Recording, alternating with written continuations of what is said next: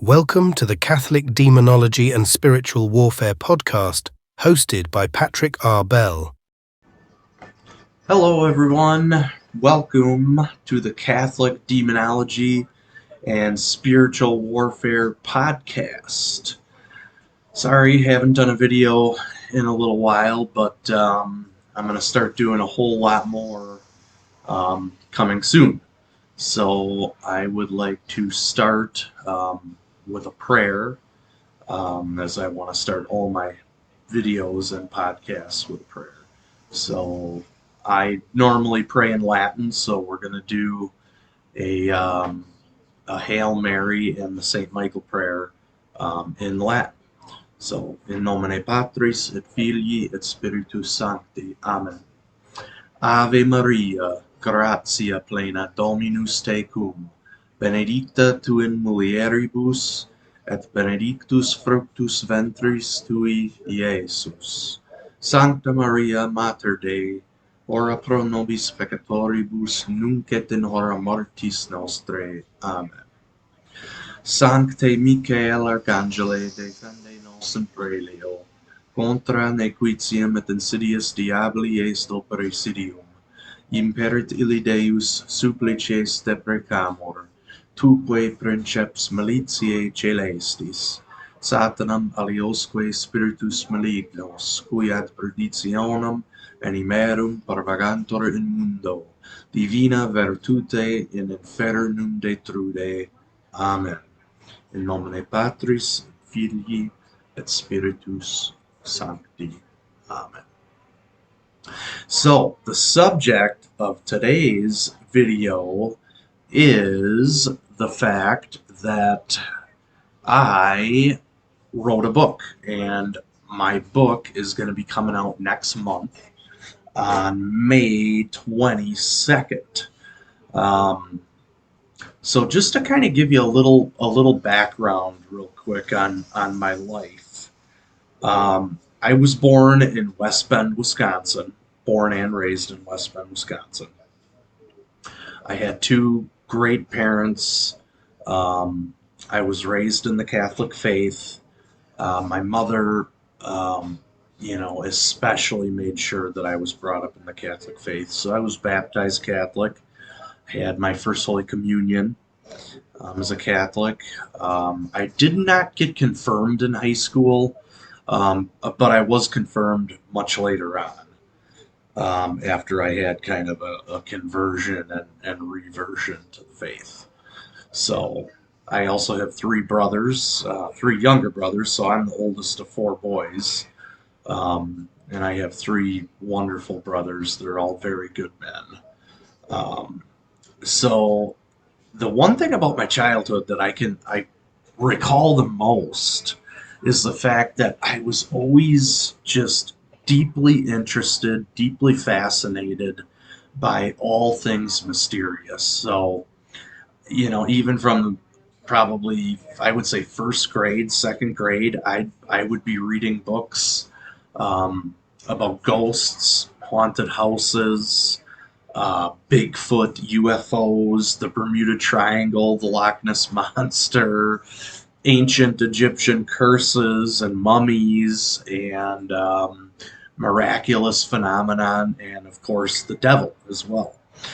So that kind of continued all throughout my grade school and middle school years. Now, when I got into high school, I kind of got involved in the wrong crowd of friends, and I got involved with drugs, actually, and I got in quite a bit of trouble when I was in high school. So that actually ended up leading to me, when I turned 18, I moved out of my parents' house and into my own apartment. And my friends and I, that moved in with me, decided that it would be a great idea to start selling pot. And so we did, and I also at that time was introduced to OxyContin. So that was when I was 18. I'm 37 now, so that's 1 year short of 20. That's 19 years ago now. So almost 20 years. Um, and of course, we got busted for the pot, and I actually went to jail, prison actually, for a while. So when I got out of prison, so during my high school years, when I got in trouble and got involved in drugs and stuff, I completely fell away from my Catholic faith, from the faith that I grew up in. Completely fell away. I didn't want anything to do with it at all. I despised it. I hated it. Did not want and absolutely anything to do with it. Now, when I got out of prison, I never lost that interest in the paranormal. So when I was in prison, I read quite a few books about the paranormal, haunted houses specifically. That's where I was first introduced to Ed and Lorraine Warren. And actually, the first book I picked up when I was in prison was a book called In a Dark Place, written, I think that one's written by Ray Garton, and Ed and Lorraine Warren, and that is the true story of the haunting in Southington, Connecticut, the haunted funeral home, of course, that was made into a movie called The Haunting in Connecticut. Very famous case, very violent case. That's the case that the demonologist John Zaffis had his most terrifying encounter of his whole career in that house. John Zaffis saw a diabolical apparition that actually came after him and attacked him in that house. Um, so it was a really bad case. So that was the first book I ever picked up. When I got to prison, and that just kind of continued. I read more and more books. I read several books on Satanism. I read Hostage to the Devil by Malachi Martin. So when I got out of prison, I had a extraordinary conversion experience in which I saw a diabolical apparition. Um, and obviously that experience completely terrified me, changed my life forever. Um, and at that point, I kind of still didn't want anything to do with the Catholic faith. But when that experience happened, I literally went running to the nearest Catholic church to go to confession and to talk to a priest because what happened to me on that day just completely terrified me, changed my life forever. And also, shortly after that, I also had an encounter with a possessed person as well. So I had two experiences, really, two paranormal experiences that set me on the course to studying demonology. So I've been studying demonology since my early 20s now. And obviously, I had the interest in the paranormal well before that, and was studying it well before that. But I really started studying demonology, hardcore in my early 20s. And again, I'm 37 now, so that's been about 15 years now that I've been studying it. And in 2015, all of my studies started to kind of produce a book, and I started writing a book. And at that time, I had read, probably most of the literature of demonology, especially the ones written by Catholic authors, Catholic priests. I had read all the classic books about the devil and possession and exorcism and cases of possession. I had read Lives of the Saints, studied some of the church fathers and what they had to say about the devil. I had read several mystical theology manuals that have teachings about the devil and stuff like that. And what I kind of discovered is in the whole literature of demonology, there's kind of a gaping hole. And that gaping hole has to do with the most serious and dangerous form of diabolical possession. Now, I remember that when I was still in prison and I picked up Malachi Martin's book, Hostage to the Devil, one of the most interesting and fascinating aspects to that book was the topic of perfect possession. So, Father Martin in Hostage to the Devil, he talks about perfect possession, and he details several perfectly possessed people in the book. And, Father Martin's definition of perfect possession basically is, when a person at some point in their lives makes a definitive decision for evil, for the devil, for possession, who never goes back on that decision in any way, and who comes under the total possession and control of an evil spirit. So that's his definition, of perfect possession, which is pretty much right in line with some of the other definitions. So I remember when I read Hostage to the Devil, that topic, the topic of perfect possession, was the most fascinating topic in that book to me, at least. It was just a very mysterious thing. He doesn't talk a lot about it. Obviously, he goes through really six cases of possession in that book, and exorcism, and none of the exorcisms, in that book have to do with a person who is perfectly possessed, who is being exorcised, except maybe the first one, Thomas Wu, that case of Thomas Wu, who became possessed and then subsequently murdered a whole bunch of people. Maybe that could be considered a case of perfect possession, for several different reasons. But regardless, you know, these cases of perfect possession that Father Martin talked about were kind of on the periphery to the other cases that he, detailed that resulted in exorcism. So one of the most, where he talks about the chapter that he talks about the most is at Uncle Ponto and the Mushroom Super, um, which concerns a man named Jamsey Z, who becomes the subject of an attack by a familiar spirit that called itself Uncle Ponto. And somewhere along in the story, Jamsey meets a guy named Jay Beatum. And it should be noted that Jay Beatum was actually a real person that Malachi Martin actually knew. Um, and his real name was John Beatum, by the way. So most of the cases of possession that are in Hostage to the Devil, those were cases that Father Martin worked on personally. So there's a couple of them that probably he wasn't the exorcist, but I think at least three of them, from what I can tell, he actually himself was the exorcist. And I know he makes it look like these were all other exorcists and he didn't have really anything to do with these cases, but no, he was intimately involved with several of the cases that he wrote about in the book. So John Beatum was a real person, and in the book he calls him Jay Beatum, and he kind of details that this person, Jay Beatum, was perfectly possessed.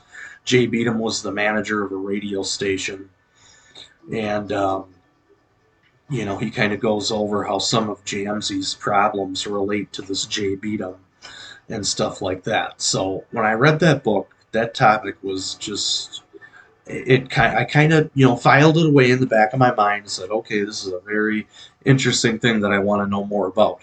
And so after then, I had my conversion experience, and I renewed my study of demonology. I came across the topic several more times. And however, though, what I found is that when the topic of perfect possession, or diabolical subjugation, it's also called diabolical subjugation, when it's talked about, it's usually only with like a couple sentences, maybe a paragraph at the most. I mean, modern demonologists and exorcists and theologians who write about possession and exorcism and all that, they really don't talk about perfect possession at all. Like I said, there's very scant information on it. There's only little bits of information on it, spanning many, many, many different works, spanning many, many, many different years. So I always thought that that was a big, huge, gaping hole in the literature of demonology, because really perfect possession, is the most dangerous and serious form of diabolical possession. So I couldn't figure out why nobody was writing about this and why there was never like a whole book written on it or a whole teaching where nobody ever put together the whole topic into one thing. And so in 2015, when I started writing a book, I decided to write a book about that topic, about perfect possession. I wanted to put the whole subject into one whole teaching that people can understand. So obviously, this took a lot of years of research because the information about it, about perfect possession, is spread out throughout so many different works and books.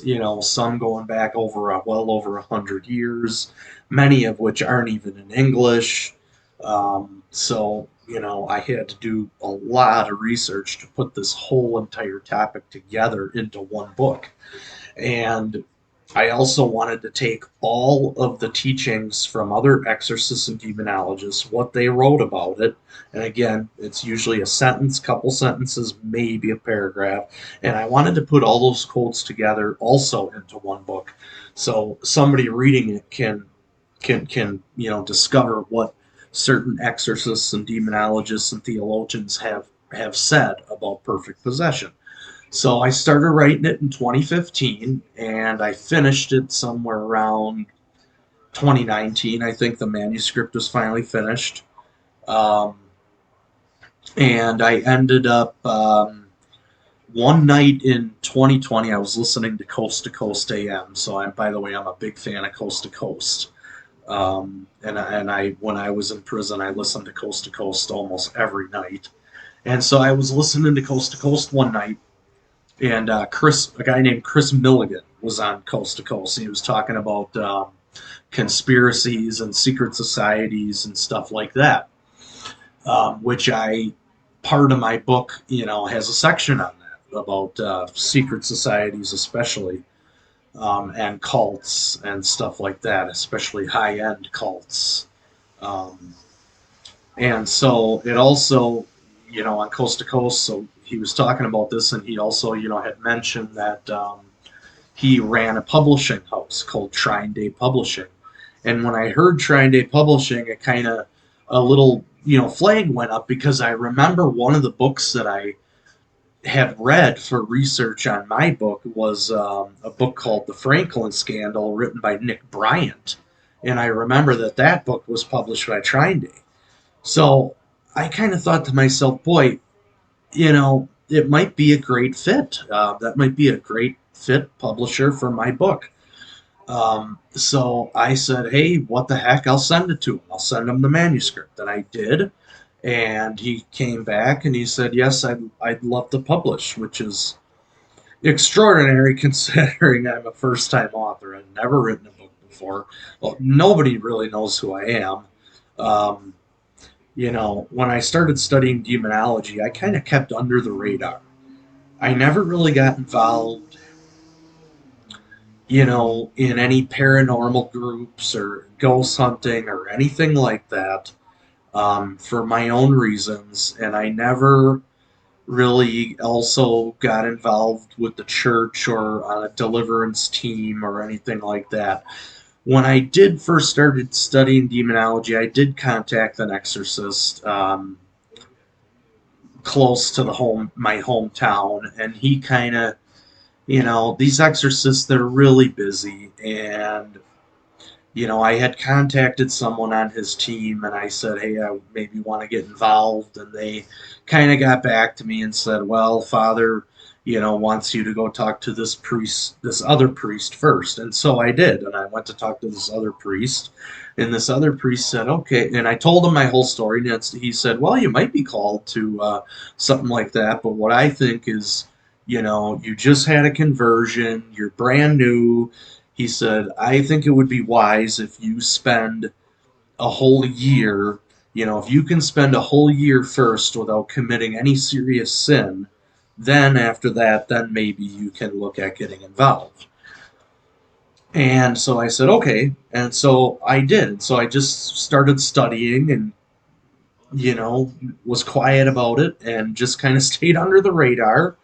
And a year passed and then another year passed, and I just never really, got out there and got my name out there and got involved in these circles or anything like that. So I stayed completely under the radar. So nobody even knew who I was or knows who I am really, um, which is fine. So maybe that's the way God wanted it. I don't know. Um, so my point is that Chris Milligan took a risk on me. First time author, nobody knows who I am, and he said, "Yes, I'd love to publish your book. It looks like a great book." So I think that this was all meant to be. I think God wanted me to send it to Trine Day. Trine Day is not a Catholic publisher, but I think God has a plan in the end for that. Um, so it took a little bit to get things going and stuff like that, and so needless to say, finally, it is happening, and my book, which by the way, the title is Slaves of Satan, a Catholic Study of Perfect Possession, Diabolical Subjugation, and the Enemies of Jesus Christ by Patrick Bell. So here's the book right here. I got some pre-copies. This book is being released next month on May 22nd. However, you can get copies for pre-order right now on Shrine Day's website, on Amazon, Barnes and Noble, Thrift Books, wherever. It's all over the place on the internet. So this book details the phenomenon known as perfect possession. Okay, so I kind of did a brief definition of it from Malachi Martin, which is basically when a person um,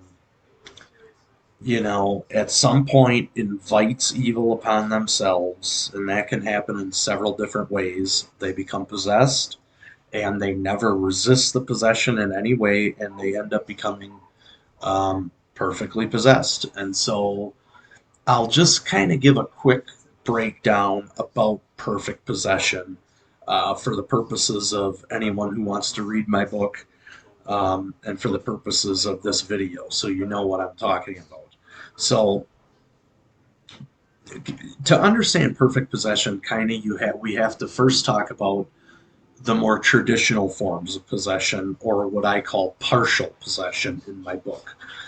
So normally, when somebody becomes possessed, normally the process of how that goes is first a door has to be opened. Okay, so either the person themselves opens the door, usually by some kind of involvement in the occult, um, whether that's divination, necromancy, witchcraft, Satanism, could be any of those things. Um, and so it could be that, could be involved, that they got involved in the occult at some point in their lives, which causes an open door. It could be various different kinds of sins, mortal sins that can open a door. And there, by the way, there are certain mortal sins that are more likely to open a door to diabolic possession. Especially there are certain types of sexual sins that especially seem to be really bad and really likely to open a door. Especially things like necrophilia, bestiality, sodomy, rape, coprophilia, incest, pedophilia, stuff like that. Um, Obviously, sodomy is one of the sins that cry out to heaven, to God for vengeance. So those sins in themselves are also, when if somebody commits those are open doors as well. Um, and those sins are, boy, willful murder, I know, defrauding the laborer of his wages, persecution of the poor, and sodomy. I think it's those four. So, so certain types of sexual sins, murder especially can be a door that's wide open. Drug dealing and drug usage, especially certain types of usage can definitely be an open door, especially a drug that is very popular nowadays called DMT. Many people are experimenting with DMT, and boy, that is a dangerous one. I can't even emphasize that enough. If you're going to experience with DMT, don't do it. It's a door that will open into the spirit world, um, and evil things will come through if God allows it. So do not experiment with that drug, please. Don't experiment with any drug, but that one is especially dangerous. LSD, other hallucinogens, um, heroin and meth are really bad too, especially because they break down the will of an individual, and especially in the latter stages of those addictions can be open doors. Drug dealing is really bad too, because when you're a drug dealer, you're destroying other people essentially. So sins that, especially sins that destroy other people, destroy their bodies, destroy their souls. So schism, leading people intentionally, leading them away from the faith, false teachings, stuff like that. Um, so intentionally destroying the bodies and souls of other people is a door that is open to Satan. So obviously entering into a pact with the devil or anything like that as well. Um, so again, the person themselves has to open the door, and I kind of just detailed all the ways that that can happen, or another person has to open, the door through a curse or a hex or something like that. So some of the worst cases of possession in the Catholic record, have occurred because of curses, especially curses from family members. So a father putting a curse on his own daughter, something like that. Curses like that are really bad, and can result in possession. So a door has to be open. So that's kind of the first process. Then the demon comes in, and the demon goes about seeking to get different levels of consent from the person, and they do this in various different ways. So the person, if they consent, and a lot of them do, and again, that door that's opened is like the first stage of the consent. So then once the demon gets his foot in the door, then the demon starts to go about getting more and more consent. He tries to get the people to give up more and more rights, more and more parts of their lives to them, and they're often successful in that. Now, partial cases of possession, somewhere along the line of this human demon relationship. And some exorcists, by the way, that's how they define possession, actually, as a relationship between a human being and a demon in which the human being has given some kind of consent at some time. So there's one exorcist I know specifically, that's how he defines possession. So somewhere along the lines of this human demon relationship, in this case is a partial possession I'm talking about. The human being, and this is usually because of a grace from God, the human being realizes, holy man, you know, I'm in deep shit here. I am in trouble. I am in slavery to a powerful force that I can't get out of. And holy man, I'm in trouble and I don't want this anymore. And so they start resisting. They start resisting the advances of the demon, basically. So where they once consented or opened a door, the person now says, nope, I don't want this. I'm stopping this right now. And a lot of times the how bad the possession ends up being has to do with where along the line of the human demon relationship the person decided to say, oh, I better stop this. It can happen right away in the beginning. And obviously, if it does happen right away in the beginning, the case of possession is not that deep rooted. An exorcism would probably be fairly, um, easy. Maybe a liberation will even happen in the first try. Um, However, some of these people, they, wait and wait and wait, and the demon is in there, and the demon is in there, and he's gaining more and more consent, and they're possessed for years and years and years and years and years, some of them. Even some people, since they were children, because their parents, either cursed them when they were small children, they were cursed when they were still in the womb, they were dedicated to a demon from a very early age because their family was involved in witchcraft or, generational Satanism or something like that. So those people, I mean, those people are very difficult to liberate, and oftentimes, their exorcisms can go on for years.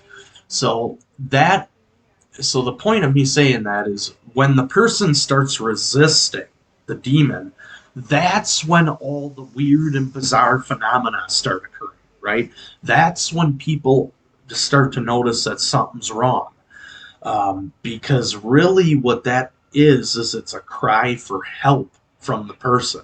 So when the person starts resisting the demon, then the demon has to, more openly fight, to keep possession of the person, which in its turn causes all kinds of paranormal phenomena, frightening phenomenon.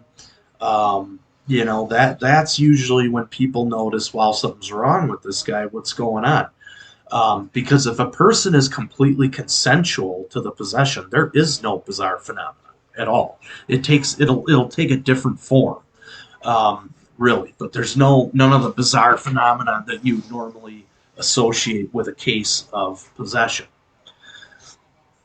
So that's partial possession, and normally, hopefully, those people get help, because of all the bizarre phenomenon happening, and they're speaking languages that they could have never known. They're walking up backwards up walls. Like one case I know, they're levitating and things are flying off the shelves and crucifixes are flying down and exploding and all kinds of crazy stuff happens.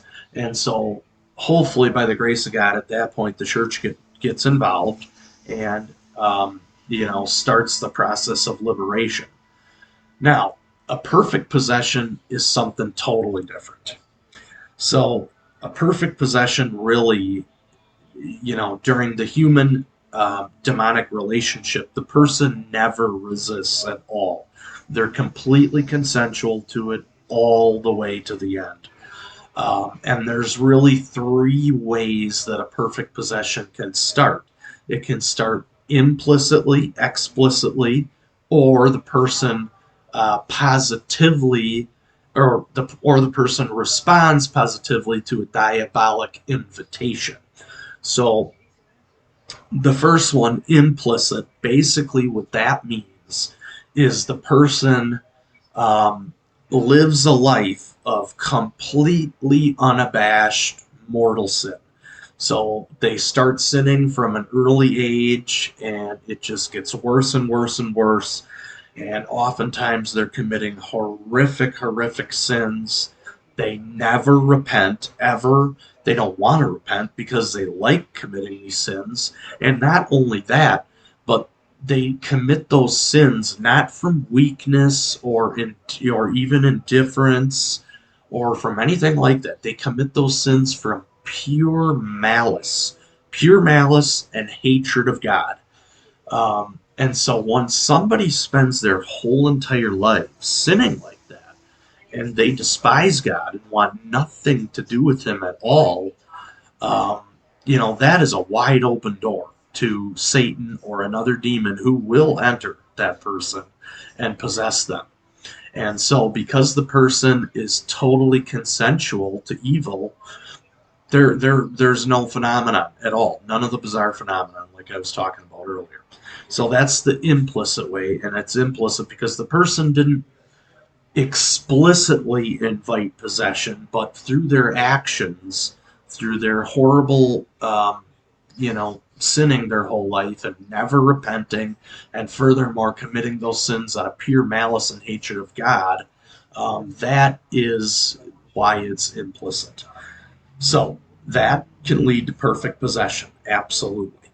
So The second is explicitly. So this is the more well-known form, when somebody in some type of black art, Satanism, witchcraft, devil worship, whatever, explicitly invites a demon to possess them. And usually this is done in exchange for something: money, power, unlimited sex, health, um, stuff like that, magical powers, stuff like that. So usually that's done in exchange for something.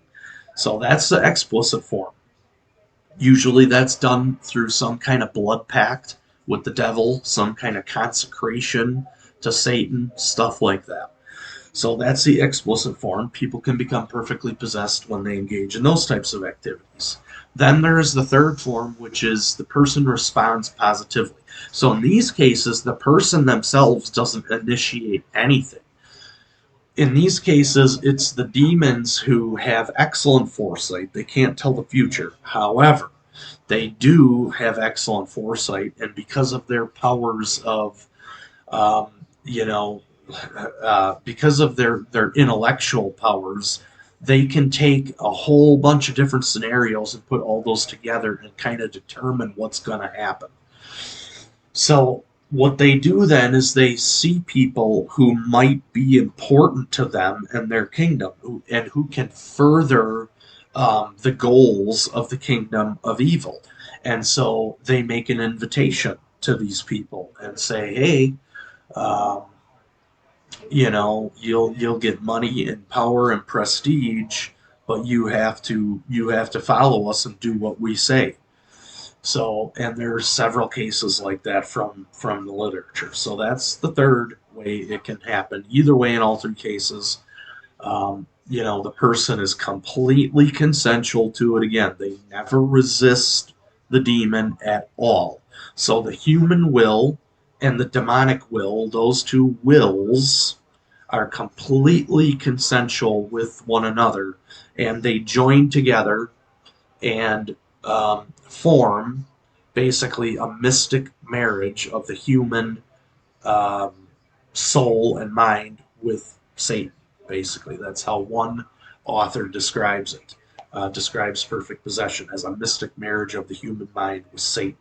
So it's also been called diabolic integration, which I think is a good description for this particular type of possession, because it's an integration of the two, human and devil. So basically, the most important thing to realize is it all has to do with the human being, the human will. And the human will in those cases is completely consensual. They want this, they choose it. They not only like it, or they not only want it and choose it, but they like it. So any sins that are committed under that state of possession, they like it. They like that. And even though they become totally and completely possessed, the perfectly possessed do still retain a measure of their free will, because the church does teach that um, every human being has free will up until the day they die. And I agree with that.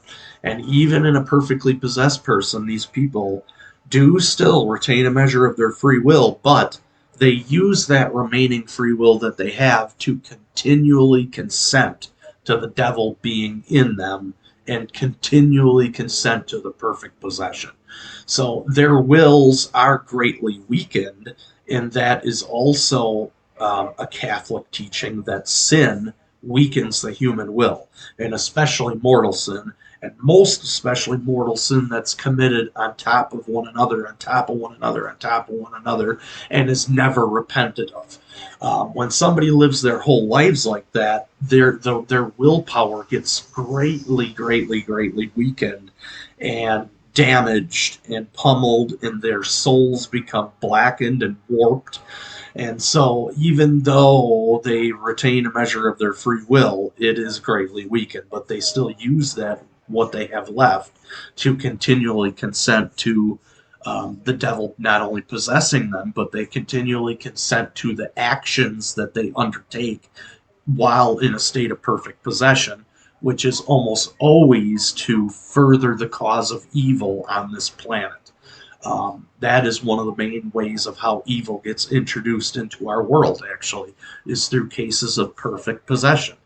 The devil doesn't, come up from hell and appear in some angelic form and personally conduct the attack. No, he can't do that. He's severely limited by God in what he can do in his, fallen angelic form. However, when he has full possession of a person, especially willing possession, then he can do much more damage than he can in his just, regular fallen angelic state. So that is the main reason why he seeks to take possession of people in that way, is because he uses those people to further his kingdom on this earth, to coordinate his kingdom on this earth, and to introduce evil into the world. And by the way, it is a kingdom. So the demons aren't just some giant horde of fallen angels. It is a real kingdom, and it has a king, and it has princes, and it has all of that. Obviously, Satan or Lucifer is the king. Prince, Prince he's been called the Princeps, the Prince. So, and then there are, the devils who come right under him, Satan's generals, so to speak. Those have in the past have been called devils as opposed to demons, which are lower level evil spirits. So, and then there are certain things called princes of hell. So, princes of hell are not Satan or Lucifer, but they are very, very high level devils. If you read the old Roman ritual book of blessings, if you read the blessing of the candles, you'll find right in there that it's in that prayer, it's asking for the candle to be blessed, to be protected from the princes of hell. So not prince, princes, plural. Also, if you read St. Paul, he says, the world rulers of this present darkness. So again, not the world ruler, rulers, plural. So, and he was talking in the context of fallen spiritual beings, because he says our struggle is not against flesh and blood, but against the principalities and the powers, and against the world rulers of this present darkness. So, and then there's been plenty of other theologians too who have said the same thing. So it is a real kingdom. It's an organized kingdom made up of its leader and king, and then the princes below him. And I know some of the older grimoires talk about dukes and all this other stuff. That I don't know how far I would go with that, but I mean I do know for sure that um, there are princes of hell, and that's depicted sometimes. If you look at the picture behind me, actually, you'll see Our Lady there, and she's crushing the serpent. And if you look closely at the serpent, what does the serpent have? It has 7 heads and 10 horns. Okay, 7 heads. Those 7 heads represent princes of hell, and if you look, each one of them is wearing a crown. So that's very important. The crown. It's and that's right in the book of Revelation. So perfectly possessed people are used to further and coordinate the kingdom of evil. And I guess that is probably one of the reasons that my book is so important, is because people don't look at it that way. People don't look at evil that way. They look at cases of possession that they see on the movies or read about as that's the worst evil that could ever befall. That's the most serious form of evil. Let me tell you, it's not. That is not the most serious evil. Not at all. um, Real evil is not being done in the bedrooms of possessed people who are being exorcised. It's being done in offices and boardrooms and political bodies and courtrooms and in vitro fertilization clinics and abortion clinics and film studios and music studios and stuff like and places like that. That's where real evil is being done in today's world. And it's being done. in a very banal, ordinary way too, so nobody would guess it. And it's also furthermore being done in a way that um, looks like it's good. So that's one of the signs of perfect possession. Actually, is when a person starts teaching that evil is good and good is evil. That kind of inversion of the moral of God's moral law is completely satanic. Completely satanic. So that's the reason my book is so important, is because people don't look at it that way. People don't look at evil that way in the world. So if you read my book, you're gonna have a whole new perspective on evil and how it works in our modern society. So I highly encourage you to order the book. Like I said, it can be ordered from Shrine Day's website, Amazon, Barnes and Noble, Thrift Books, pretty much anywhere online. So again, title Slaves of Satan, a Catholic study of perfect possession, diabolical subjugation, and the enemies of Jesus Christ. Thanks a lot, and God bless.